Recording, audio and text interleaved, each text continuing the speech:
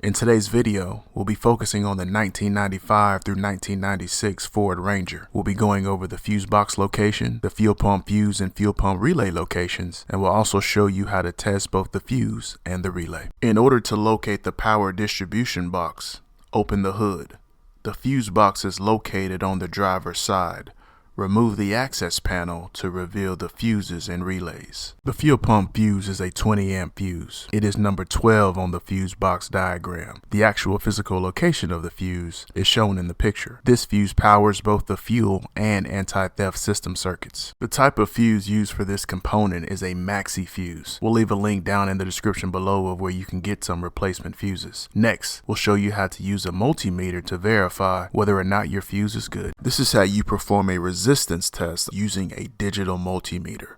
First, set your multimeter to resistance mode. Second, after making sure your test probes are in the correct ports and verifying your tool is configured correctly, touch one of your leads to one side of the fuse and touch your other lead to the other side of the fuse.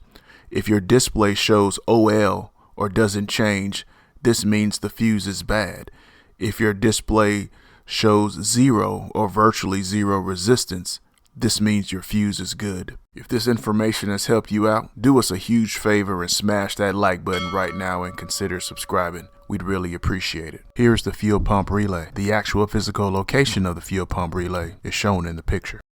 Here you see a picture of a standard 5-pin 12-volt relay. Ford has used a specific relay for a number of years across a wide range of vehicles. If you look on the side of the relay, you'll see the pin assignments.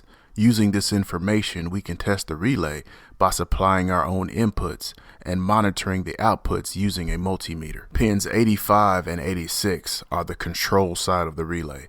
We can provide our own power and ground as shown in the diagram.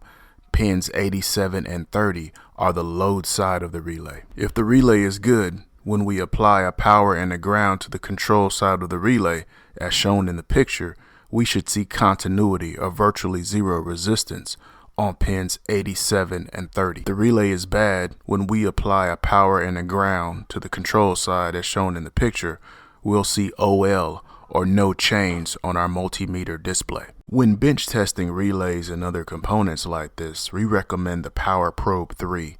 We've owned this tool several years and have many videos showing it in action.